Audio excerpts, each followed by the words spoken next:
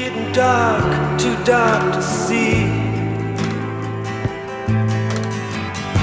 I feel I'm knocking on heaven's door. Knock, knock, knocking on heaven's door.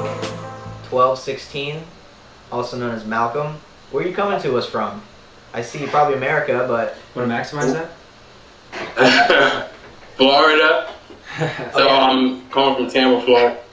Tampa, nice. I was from Hollywood, Florida, on the East Coast. Yeah, I went to school around Miami, FIU. Okay. So nice. My first year of college was at FIU, right around there. Cool, I didn't realize we were neighbors. I mean, we're in San Francisco now. Yeah. But, yeah. So anyways, I guess... Yeah, I got a beat to the West Coast. Oh yeah, you do. Anyways, I think we should just jump right into talking about what relevance the various wisdom traditions of the human past may have. I think that we just watched your video on the shadow that you actually posted in response to John's Math Fails channel, and you know, it came to mind while we were watching you that it came to my mind at least that if you look at, say, Buddhism and Christianity, there's this idea of confronting. For Buddha, it was confronting Mara. For Christ, it was confronting Satan. But it seems like right before the real climax of those two spiritual journeys, there's this confrontation with the shadow. So, right. How important do you think confronting the shadow is to even begin the spiritual path, or is that in fact what the spiritual path is just this continual coming to befriend your shadow, or what had been your enemy? I mean, what else is there besides that? I'm sure there is something else, but it's important, right? Yeah, really, the way the lens that I view the whole approach of that, whether it be Satan in the monotheistic religions, or the shadow in Buddha, is really addressing that problem of separation, and it's a matter of realizing, especially in Buddhism, that shadow is you. It's a projection of your own consciousness. And with Christianity, I noticed that if you don't have that awareness of being one with the shadow, that one offers you an avenue where you can devote yourself to someone who is, or who does have that awareness in Jesus Christ. And they say that he's conquered the shadow, but really conquering Satan or conquering death is to look at modern way, I think that would be just realizing that you are that. Right. In terms of the shadow, I think it's still fairly ambiguous. I was wondering if you can give us some real concrete examples of maybe how you are dealing with your shadow as in a process. What's shadow for you?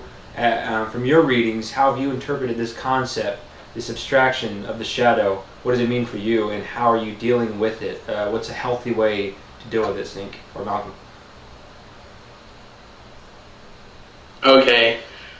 Usually when you approach a shadow, Ken Wilber has different types of shadow. He has bright shadows, dark shadows, and I've heard people in his camp talk about gray shadows. A shadow basically is anything that you consider besides yourself. So it's sort of a delusion because, for example, if you're upset at your boss because they're being too authoritative, that authoritative persona, he might really be really strict or what have you, but that's something that you separated from yourself, your own authoritarian nature, and you're projecting that relationship in third persons. Usually, I'm not sure if, usually the way I describe it or come to understand it is spirit in third, second, and person. Yeah. Maybe we could talk a little bit about that. I think that really puts shadow in perspective Sure, a lot. let's talk about those perspectives if you want to. Yeah. So, in other words, the shadow would manifest in its own particular way depending on whether you were taking a first, second, or third person perspective on it. So, what would... right, so... Go ahead. So, usually, you know, when I have a first person experience, I have to... Basically, it's hard to explain. You know, I have to really search around for the word to describe it. Yeah. And I was the other day into Panpsychism. Yeah. And it's basically a type of universal mind theory. And I think the particular subdivision within Panpsychism that I really resonate with is pan-experientialism, which is basically that every object is an occasion of experience. Right. So Matt is, you, Matthew, would be an occasion of my experience or a manifestation of consciousness. So if I wanted to, you know, do a yoga on Matthew, I would first describe you in third person from what I know about you. Right. And I would describe you in second person about how I feel about what I know about you. Right. And then I would assume you as first person, and you sit as the shadow, which would be you, and you just, you know, really tap into that occasion of experience. Right. And usually if you do that for problematic people, you know, you'll notice that you will bother them less. It all has certain degrees of abstraction, you could say, that, you know, you'll be able to not be fixated in what your ego was reacting to before, but you'll be able to, you know, react with more creativity.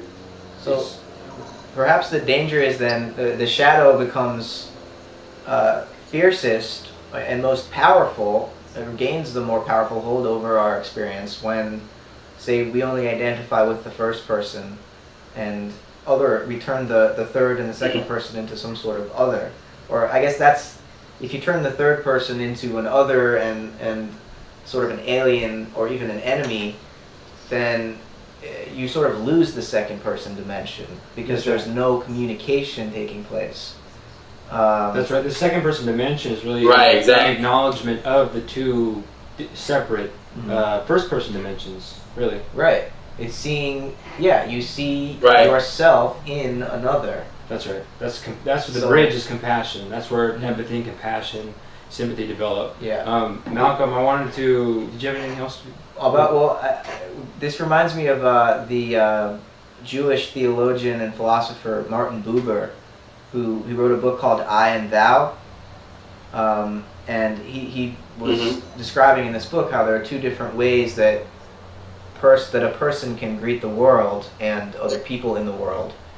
We can either greet it in an I-thou relationship or in an I-it relationship, which wouldn't even be a relationship at all. It would be more like a conflict of some kind.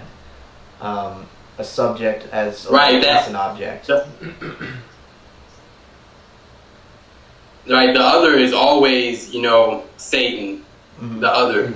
Right. I think the great sin is to, you know, the original sin is separation itself, you know. The fall from grace is the fall from unity. And I think the whole point of all the spiritual traditions is to reunite that. Usually, you know, in the monotheistic religions like with Christianity or Judaism or Islam, God is separate from his creation. And I think that really is just the exoteric, you know, interpretation of, you know, those faiths. Right. Because, you know, first of all, the unity that the people find with the church community or the religion, and then they're really in submission to the higher power or the true will or what have you. Yeah. Malcolm, from your videos, I wanted to get into the... Sorry, we got a little feedback. Go ahead. After watching your videos, understanding your positions more, they're kind of in line with my and maybe Matt's interpretation of consciousness having an arrow to it, or a progression of some sort, an evolution.